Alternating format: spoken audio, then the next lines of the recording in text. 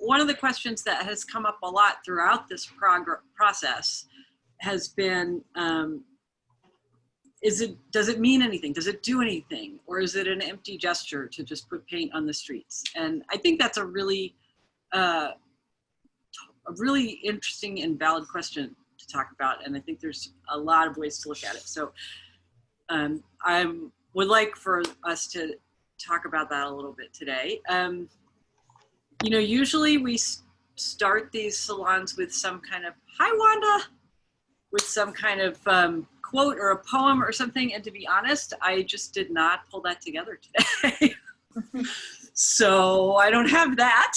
If anybody else has something that might be appropriate to get us all in the right frame of mind. Leslie, give us an Ezra share. Pound line. I don't have it memorized. No, okay.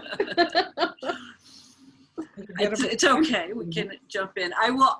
So I will introduce my co-hosts, co-guests. I don't even know what I am in this context.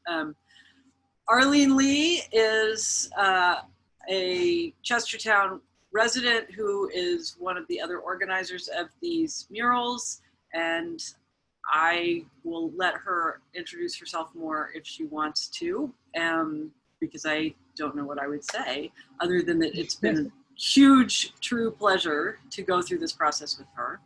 And then Wanda Boyer, who has joined us, is the other one of the, we needed a little nickname like the dynamic trio or something.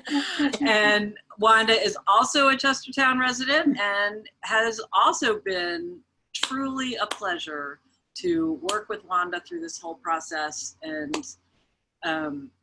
you know, I think we've all three kind of said we're going to miss each other when this is over. So I hope that we find another project to undertake, but maybe one that is a little bit less all-consuming, at least for a minute.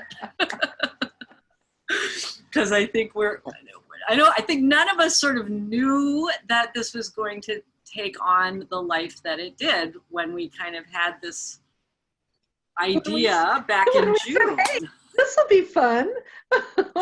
This will be a fun thing to do in the first week of July.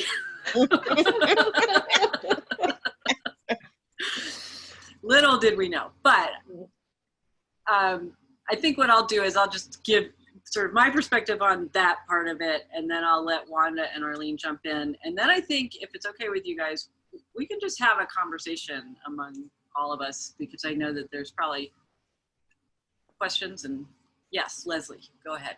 I have a poem. Oh, Just the opening few lines, introductive lines from Robert Earl Price's new book. oh, And, good. you know, he is, I highly recommend this. The name of the book is Blood Flow, and it speaks to what we're going to be talking about. So just because this reflects the title of his book, Blood Flow. Let our blood flow radiate warmth from me to you, from you to yours, until there arises a single tribe of humans, proud and pure as the blood flowing in their veins. So with Thank that, you. let's go. And I Perfect. recommend this book. You can get it at the book plate. Yeah, and I think we featured it in the Daily Dose a while ago. And if you all don't receive the Daily Dose, you should go to our website and sign up for it, and you will know everything that you need to know about what's happening in Chestertown and the art world in general. So, yeah, in June, Wanda and Arlene and I kind of, I think independently, or at least I sort of was thinking about the idea of a mural. They were popping up in places around the country, and Chestertown had come together for a couple of events following George Floyd's murder. And so, you know, I just kind of thought, wow, wouldn't it be great for Chestertown to have a mural like that? And and so we talked about it a little bit and thought, okay, let's try. And let's see if that is something people want to do, and then kind of the rest is history in a very real way. But you know, I think we certainly had no idea that it was going to become something that really captured the moment that we're living through, both and really all kind of angles on that, positive, negative, you know, unified, divided, and that it would be something that people here would really care so deeply about on all sides, again, also. But it seems clear to me, at least, that for the most part, the Chestertown community is very much enthusiastic and excited and moved by what's happened over this past couple of months as we've been working on it. So that's kind of where I'm coming from, and maybe Arlene, you can kind of give where you're coming from, and then Wanda, and then we can go from there. So yeah, I mean, I think the first few weeks of all of the hoops that we had to jump through were quite a surprise to us, dealing with the town council on this. And it's interesting, it's not my first time dealing with the council on a project. So it became, you know, clear to me that this was going to be a bigger challenge than we anticipated. And it was a lot like playing whack-a-mole. Like every time we would address something, they would give us yet another challenge. And this wasn't like it was happening once a week. It was like every other day. We'd say, well, okay, we'll look into that. And we would then come back and say, well, here's the answer to that. And then there'd be yet another problem. And so the first few weeks were kind of exhausting in that way. And then once we got through the amazing 3-hour town council meeting, which, you know, as a veteran of government, I mean, I have served in the last 4 gubernatorial administrations as a policy advisor to the governor. I'm not unfamiliar with controversy in government. This was easily one of the most fascinating and interesting, you know, meetings that I've ever experienced from my side. And then having people who watched it say it was riveting. And I thought, no government meeting is riveting ever, ever. And yet it was. And I thought, you know, this was something important that we managed to do in this dialogue that occurred. And then afterwards, we felt, I think, speaking for all 3 of us, a little like the dog that caught the car. Like, oh, wow, now we have to paint 200 feet? Or how big? How many people is this going to take? So how much paint is it going to take? So, you know, a little of, oh my goodness, what just happened? And, you know, just amazing moments along the way that I think are interesting and fun from my perspective anyway. You know, that we asked people to paint, and within 48 hours, all the slots for painting were filled. Then we asked for more volunteers to help sort of support the mural project in the, you know, the day of event, and those were about 65 slots, and those were filled within a matter of days. Wow. And, you know, on Saturday, we had something in the neighborhood of 140 people show up. Oh, I think it was more than that. Yeah, that's what I can count based on buttons and the sign-in sheet. Yeah. So we gave out 140 buttons, 120 people signed in. So yeah, it was definitely more than that. That's just what I can quantify in some fashion.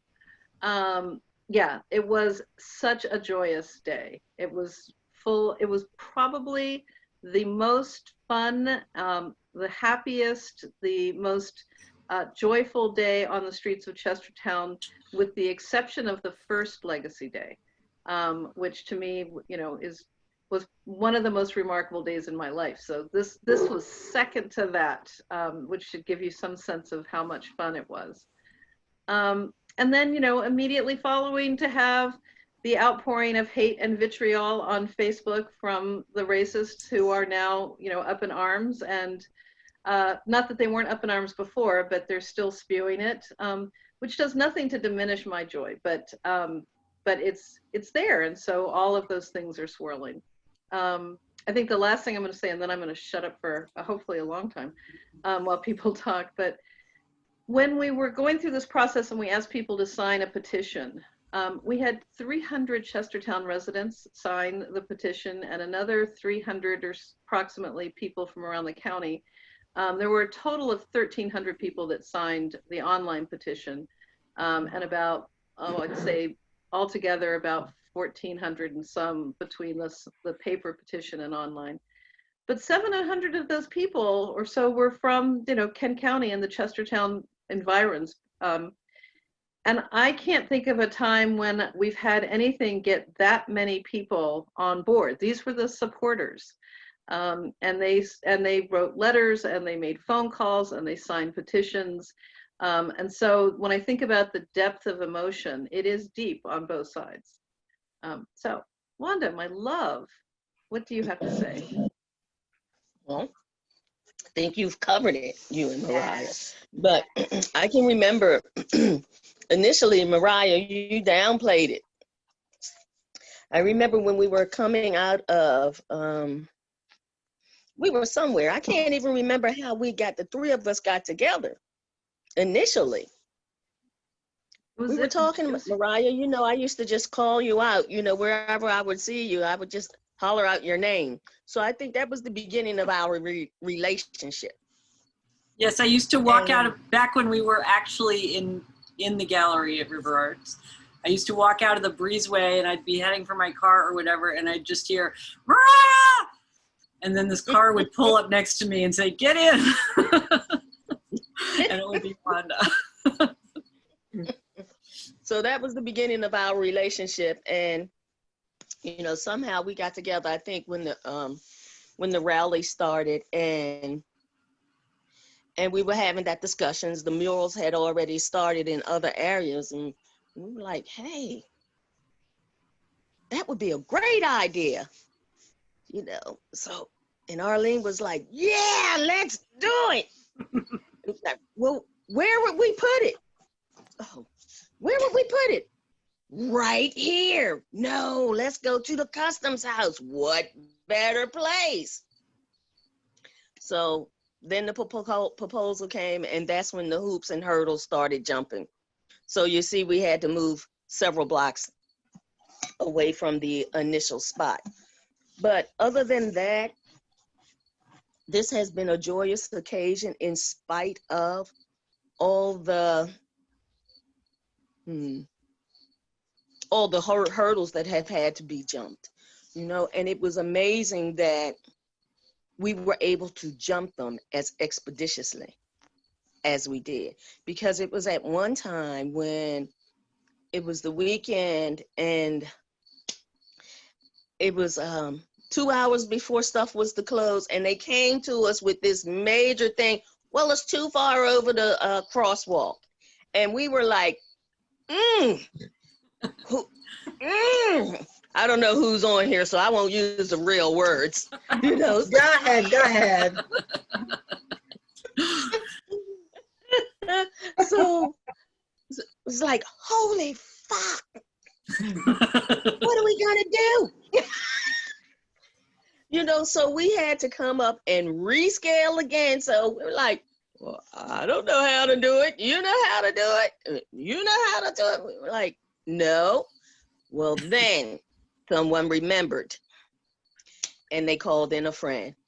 And he came in and then he started jumping hurdles with us, because every time we would put something down, you know, have a plan, it wasn't good enough. But then eventually we got there, because I think they saw that we were going to keep coming. And while we kept coming, you know, we were bringing other people with us, our supporters, you know, and then it came to the thing where as though, hey, let's get online, let's overwhelm them. you know, let's take over the town meeting. And then, you know, but the supporters showed up. So we truly couldn't have done it without the help of you all. You know, without the help of the supporters, you know, they helped us, you know, a great deal. And we never thought that we would get here, you know, because this is a joyous occasion for us.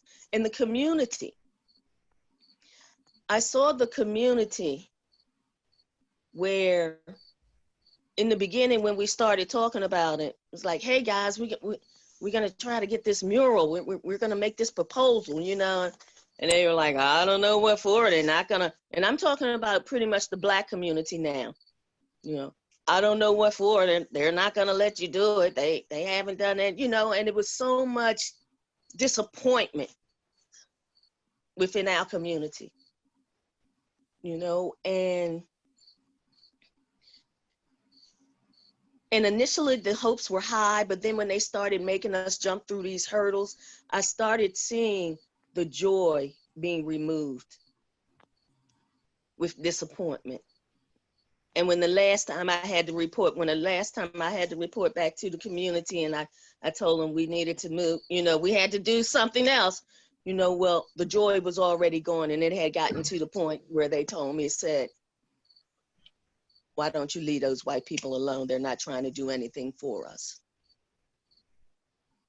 And I was like, no, we got to keep hope alive. We come on, it's going to happen. We're going to keep hope alive. You know, so I kept coming, you know, and I kept showing up, you know, giving them reports. We're going to do this. This is show up. Let's get online. I need y'all to dial this number.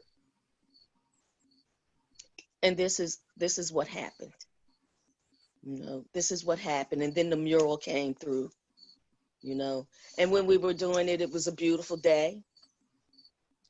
You know, I have had to share because many people were talking about, why you not put this on the street, especially the educators, because the educators were viewing it as it's a waste of money. We need this, we need books, we need education, we need to do this. Yeah, you do. But if you don't reach them where they are, none of that is going to make a difference. This is a mural era for the youth. You know, they may view it, people may view it as being graffiti. Okay, well, let's make some organized graffiti. You know, so the youth started getting on board, you know, because we're going to paint the streets. You know, and like I'm telling you, the older people, some of the older people, the educators, they weren't getting it. You know, I'm telling the analogy that I used was, if we're going to have a dance, that's going to be the mural. Okay. And we're going to have another party where we're going to read books. Where are we going to go? We're going to go to the party. You know, so we have to reach them. And I was bringing that to the attention of, so that they could get a general idea about reaching them first, because our youth is our future. So let's reach them. Let's try to get them engaged. Let's give them something that they like to do, not what we want. That's what we're trying to get away from. People asking us what we want, but they giving us what they think we should have. So that led us to the murals. And I think the turnout for the murals was great with the participation from the youth. Mm-hmm. I am absolutely amazed and elated that as many of them showed up, including my grandson, and he stayed all day. Now that's a joy, and talked to people. Now that was a joyous occasion to see all along. I was like, well, you talking to strangers, aren't you? Yeah. You know, so that was joyful within itself. And Wanda, your grandson and my daughter, and I was equally amazed that my daughter did the same thing. Oh, okay. Yeah. So with that, you know, I appreciate the turnout. And again, I appreciate you all supporting us. So I'm curious about, I know what I think, but I'm curious what everybody thinks about whether the murals or how, you know, this question of, is it a gesture? Does it mean something? Does it accomplish something? Because that's a big kind of bone of contention, even among people who, you know, are sort of not against them for ideological reasons or because they're racist. But, you know, people who are thinking about what helps and what gets us closer to racial justice. And so I'm curious what people think about that. Yeah, Barbara. I have a few comments and then a question that maybe you don't want to get to now. Okay. Luckily for me, I'm remaining inspired because I'm one of the few people in King County not on Facebook. So I don't listen to this shit. Congratulations. Thank you. Anyway, I have found this so inspiring and I have gotten such an education and I'm starting to get involved in ways that I haven't before. I did sit on the whole town council meeting. I sent it out to all the women in my book club who are reading White Fragility. And I said, you really ought to watch this. If you don't want to watch a whole thing, just speed ahead and listen to Michael Harvey. And you will get a 3-minute overview of the history of systemic racism in Chestertown. I don't know how many ever did that, but I am continuing to do that. So again, it's been a real education for me. For the first time, I learned who my councilman is, and I got into quite a correspondence. And I've talked to other councilmen. And lastly, you know, I did go down the other day and was there for a while. I was very inspired. When I first got there, it didn't look like that many people, and I thought, oh no. And then the longer I stayed, I was so struck by both the Black and white community coming together. I was so touched by the young people that were there. And then as a follow-up, the SPY had a wonderful series of photos. I don't know if you saw that. That was very good. And then the pilot had a video that I thought did a great job of capturing the day. And then I saw Ellsworth Tolliver. He was interviewed, I think, in the pilot or something. So I have a question. This may not be the time to get to it. But when I saw that the proposal was finally passed, and then I saw that there was going to be a whole program going forward to address issues over the next year and a half, I thought, oh, wow, we're really moving now. This is great. But then the Ken pilot had a different take on this. And I was surprised because I don't know, my sense is that that there were not many people involved in coming up with this plan to go forward. And I was just wondering if the Social Action Committee was involved in any way or will be involved in any way in coming up with the specifics of that plan besides the education piece. So I'll speak to that, and then Wanda, if you want to jump in. So the answer is no, we weren't involved in coming up with the plan, and the pilot article printed verbatim the mayor's email about this. So he contacted one person. He talked to one person, and it wasn't Councilman Tolliver. And I'll tell you, the night that they talked about that, I was like, well, this is, you know, part of me was a little concerned that there wasn't enough community input into it, but mostly I thought this is a great dialogue. Look how far we've come. Exactly. Yes. Weeks, right? So I was joyful about that, and I've had some time to reflect on this in a little time, right? And I feel like both things can be true. It can be true that we have come a long way in 6 weeks and our community is coming together and there's unity and there's joy. And it can also be true that the mayor demonstrated white privilege in its, you know, in the starkest form, yeah, by silencing Black involvement. I mean, I'm sorry, but without talking to the Black member of the council, it speaks a lot to his level of inclusiveness and engagement. Those two things can be true at the same time. So the process was flawed, but you know, the conversation, the dialogue, and the framework is beautiful. And so I agree. It is about getting the conversation going. yeah. So Absolutely. to answer your question, the Social Action Committee is definitely planning to engage around the details. And Wanda, do you want to add anything to that? Wanda is also on the Social Action Committee Steering Committee. Right. Well, And just I one would- quick question on that. In terms of moving forward, are you saying that you want to be involved in this, or since there was that article and whatever, are you now being asked to get involved? Oh, so the mayor has reached out and said, I look forward to you becoming involved.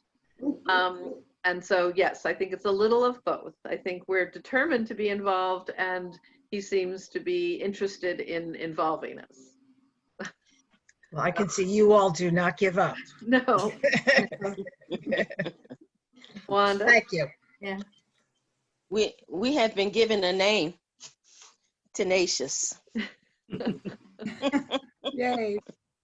Yeah. I'd like to give you a little bit of the meaning of the murals when we first started to discuss it. There are two different meanings. Black Lives Matter is simply what it is saying, and that was because in that particular area, we all thought that it was the best fit, considering its history.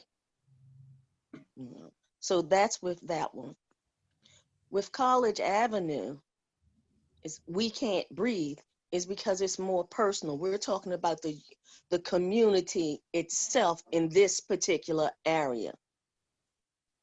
And why we can't breathe is because what we have been asking for years is inclusivity. Include us in stuff. You know, there is nothing here for us. You want us to come downtown, but what is there? What is there for the Black community, for us to participate? You know, we go to the Tea Party. You know, we go there because that's where we would have our social gatherings. After all the activities with the Tea Party was over, then we would come and sit on the park lawn and socialize. But up here, we just want you to talk to us, see us, get to know your community, have some stuff for us. We live here too. Perfect example, you know, and I thought it was a great idea. It is still a great idea. There was there are herbs and beautiful flowers that were planted in front of the school. And I just happened to be. Wanda, you're muted.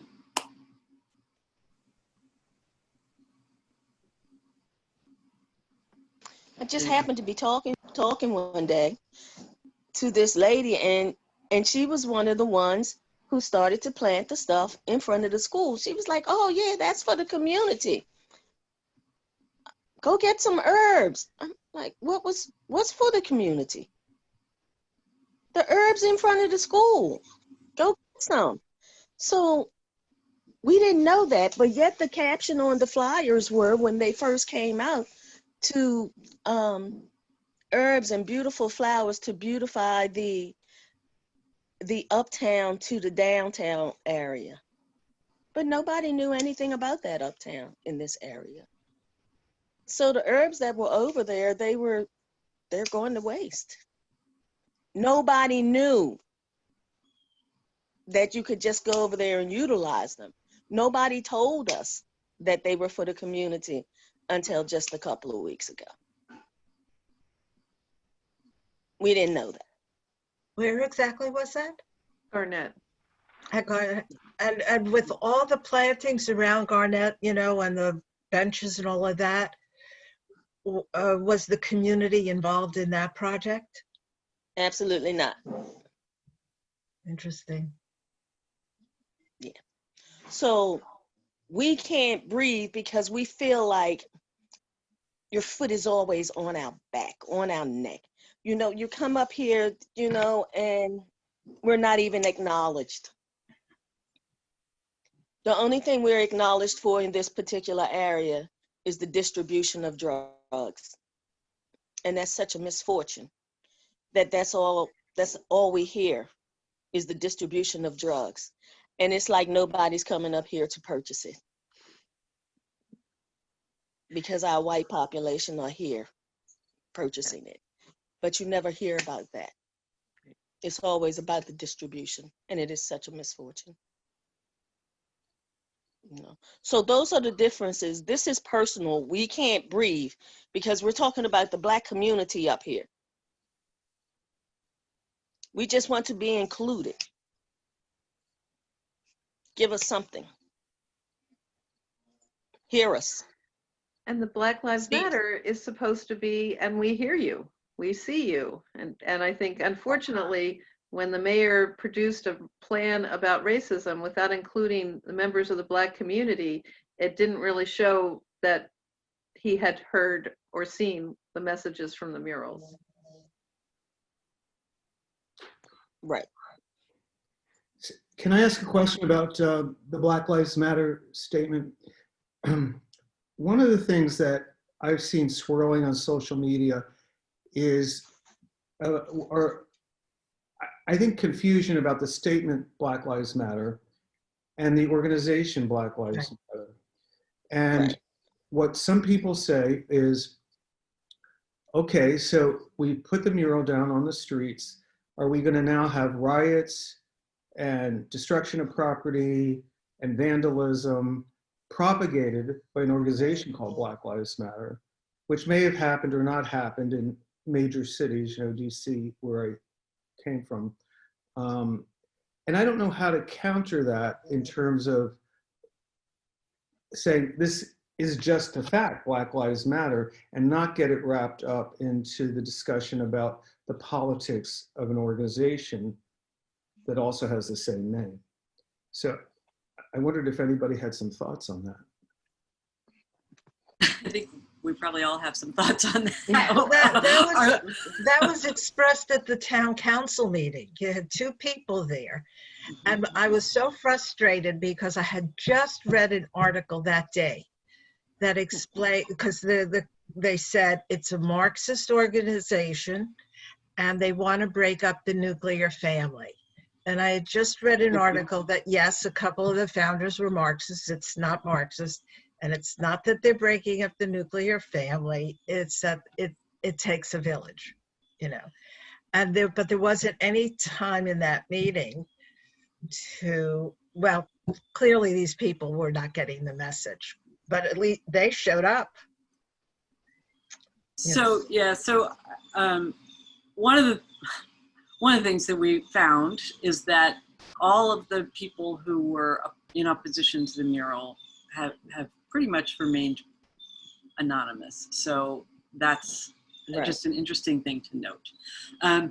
There is some confusion about, is Black Lives Matter an organization? What does it mean? Who supports it? And it is confusing because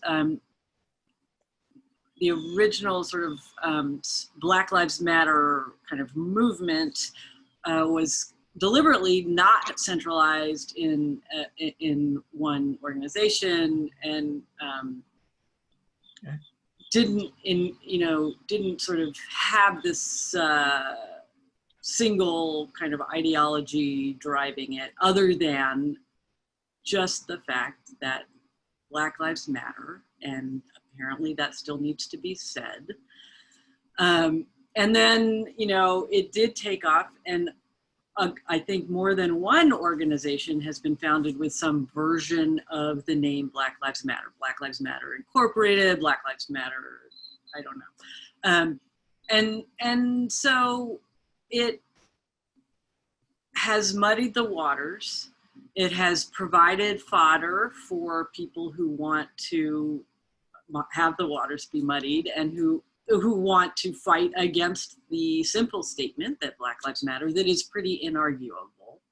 And so you're right that it is hard to kind of effectively and efficiently counter that that set of kind of throwing spaghetti at the wall to see what sticks. But there's not much you can do about that. All we can do is know that it's a statement of fact that we and that Chestertown as an entity has adopted as an official sort of principle, as an official phrase. And it doesn't, you know, I'm not at all concerned that we're going to have Marxists descending on Chestertown and causing riots. So I think that is something that is going to sort of wither on the vine as a concern. Arlene, Wanda, I don't know if you want to jump in and have more to say about it. Go ahead. Yeah, I feel as though if that was going to happen, it would be happening. Yeah. And everything that has been going on here has been more than peaceful. Even when we started talking about doing the murals, you know, there was some concern about some stuff. Yeah, everybody's not going to be in agreement for the same thing. But to have those concerns about the riots and things of that nature, I don't think that we need to be concerned about that. However, this is a concern now with people wanting to destroy it. So will they be Marxists? They'll be They'll be marked. patriots.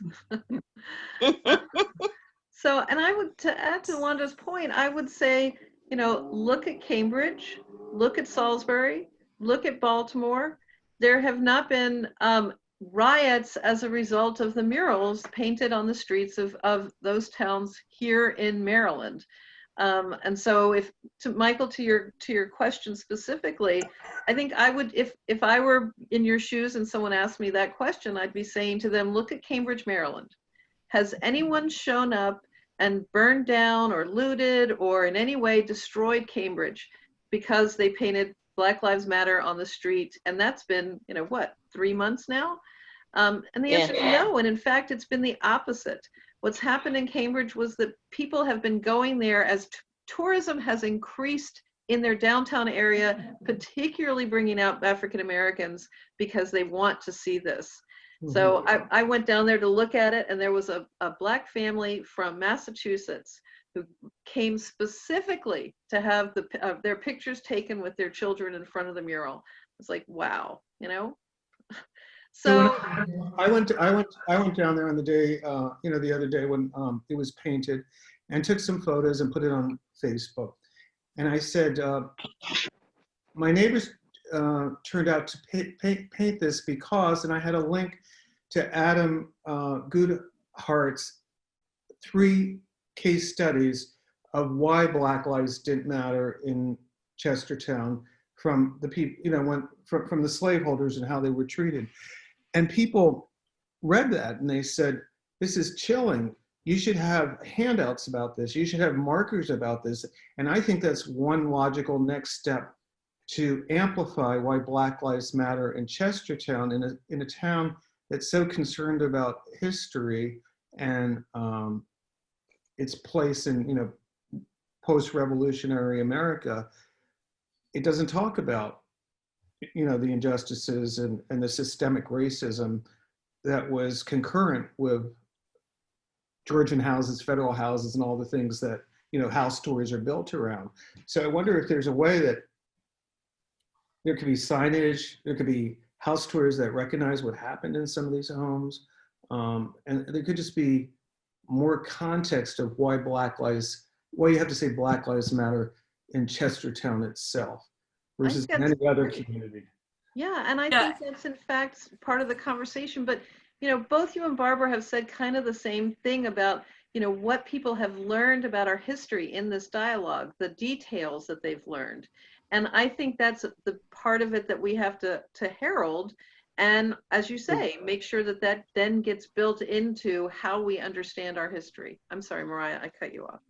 Oh, I was just going to say, you know, one of the real ironies of this process has been, you know, there was this sort of argument, this mural doesn't belong in the historic district. It's, you know, it's not, it doesn't fit in. It won't be aesthetically pleasing. It's not the right message for this charming colonial town. And of course, Karen Somerville wrote that absolutely beautiful piece about the charm of downtown Chestertown. And, you know, she surfaced that, but even after that, there was almost no mention of the fact that who built those houses? It wasn't white people. So the fact that people don't put those things together, I mean, we embrace the history of Chestertown. We love, you know, that George Washington slept here, and yet we only look at one side of that coin. And I use the word coin deliberately. And I think, you know, for me, one of the most beautiful and surprising parts of this has been that people have been willing and able to be educated. People who didn't know that the house they lived in, you know, used to be in a Black neighborhood that was moved out, or who literally didn't know that the foot of High Street was a site of slave trading. And, you know, you can't know what you don't know, right? So now more people know these things, and that can only be good. And through that process and these discussions, people changed their minds. There are, you know, a lot of people, in fact, who were against the murals in the very beginning, and who not only came to support them, but came out to help paint them. And that, to me, is exactly why it is significant, and exactly why it's not an empty gesture. Yeah, Colleen. I've been in Chestertown 7 years, and one of the few places I've seen anything about Blacks in Chestertown is the GAR, and that one little statement about slave trading down on the waterfront. And in all this discussion, I wonder if you could get the Historical Society, if there's ever house tours again, to have an emphasis on what was happening with Blacks and to Blacks in Chestertown. You know, I mean, because there were Black businesses that are now gone, and we don't know about it. You know, that the houses, like you talked about, that were built by Blacks, and certainly the slave history in this town. I mean, a lot of the historical houses, I'm sure, had slaves not working in them as part of it, and that to try and have that emphasis in some sort of house tour or weekend where the emphasis is on the Black contribution to Chestertown and just the history of Blacks in Chestertown. I mean, I was really surprised when I came here that it was such a divided town. You know, I've lived in the DC area for 40 years and in very mixed communities. And Chestertown is not a very mixed community. That's exactly right. And that's, you know, that's been a matter of survival on the Eastern Shore for hundreds of years. And it's very entrenched and in some ways comfortable. And I think, you know, one of the things I would say, and I totally agree, markers, house tours, all of that is they're all great ideas. And there's been a lot of talk about a more permanent memorial, a more permanent piece of public art. And I think that's all great ideas. But I would also say that information is not unavailable. It's not,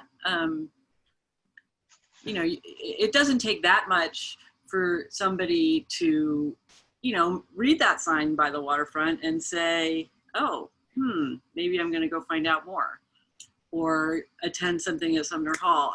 And so I think that's part of the frustration, is that if part of what Black Lives Matter means is it's important to not avoid knowing these things. And so Arlene earlier said both things can be true, and I'm a huge believer in that in almost all cases about everything.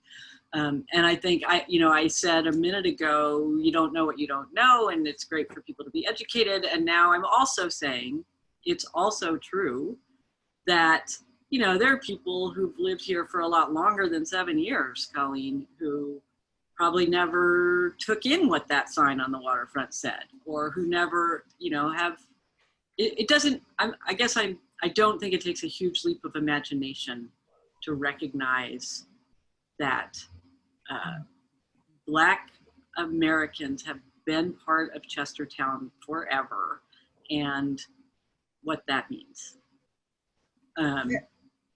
So I get a little frustrated, and also I think this is a really wonderful opportunity, because now, you know, having it on the street and having these conversations opens that door, I guess. I also think that the town can position it as a driver for, I hate to trivialize this in any way, of economic growth and tourism. Yes. And Yeah, you've exactly. got the downtown that now has this wonderful mural, but I think signs are passive, and you have to have active kinds of events. Yeah. And I think if we put all our, you know, eggs in just recreating the Tea Party, that doesn't tell the Black history, or the Down Rigging Festival, or the Jazz Festival. I mean, these are all wonderful events, but why shouldn't there be a celebration and tours and other kinds of events? It's a whole weekend about Black Lives Matter in Chestertown.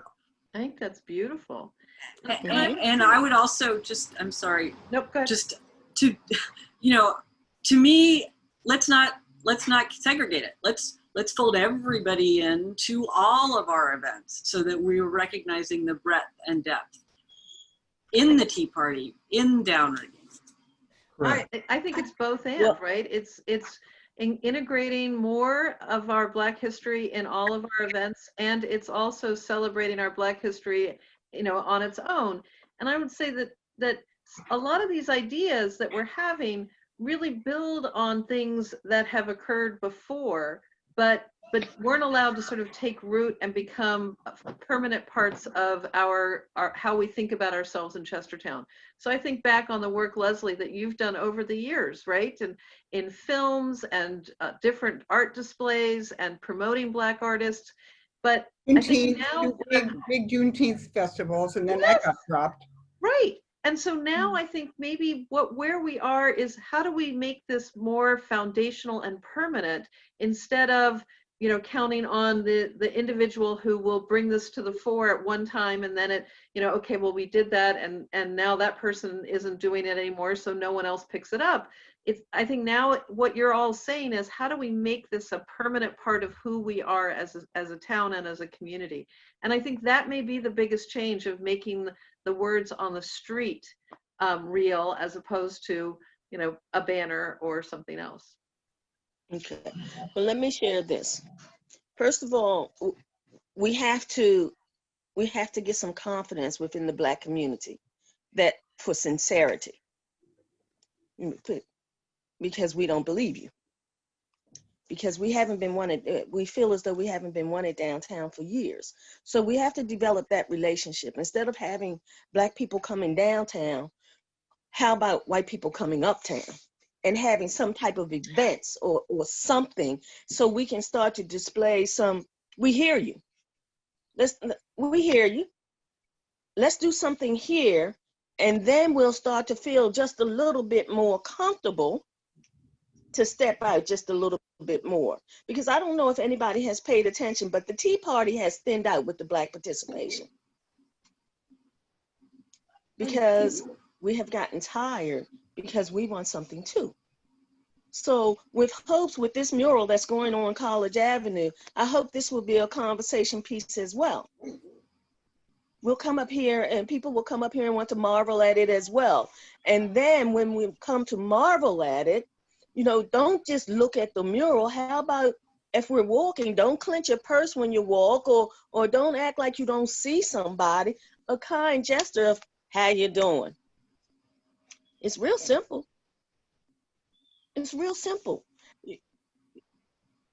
We have to make people feel a part of. You know, white people always want people to come downtown. Why people always got to go downtown? There's other streets. Right? True. You know, we don't always have to go downtown. Let's bring some stuff uptown. I don't know. When I was talking with this group, we were talking about that, you know, the Black community isn't coming into town. And they said, well, we're not invited to their things. And I said, I've been going to gospel concerts for years now. Leslie had, remember Leslie at the, it was the Prince Theater at the time.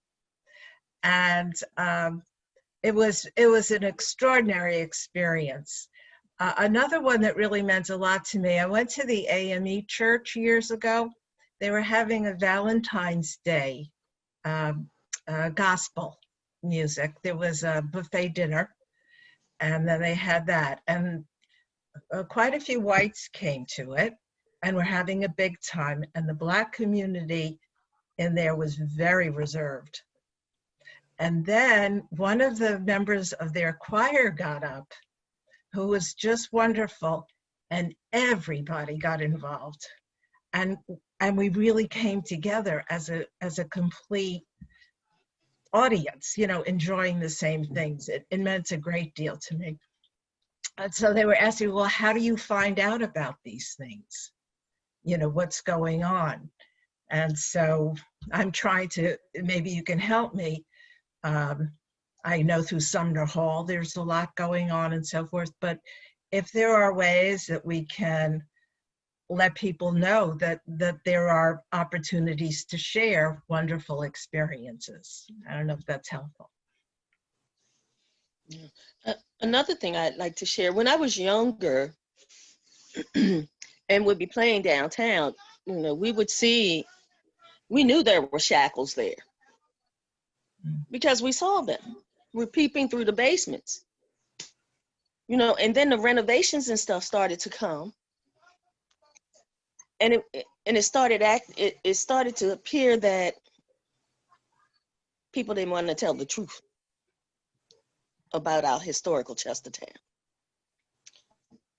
Because when you're doing the renovations, do something to enhance it and not cover it up. And I think that's been the tendency all along is, you know, we're moving away from that. Let's cover it up. Let's let it be in the past. And, you know, what we know is that doesn't work. It doesn't. Right. It doesn't move anything forward. It just keeps everybody in their ruts. Right. Yeah. And when we started this conversation about the murals, you know, I said, if the murals don't get passed, we're going to be okay, because these necessary conversations have started. And these are some necessary conversations. You know, we can no longer skate by it. You know, we're going to have to get uncomfortable. Going to have to get naked.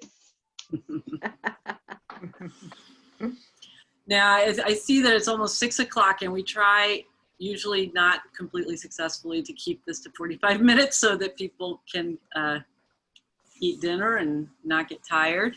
So I'm going to turn it over to Anne.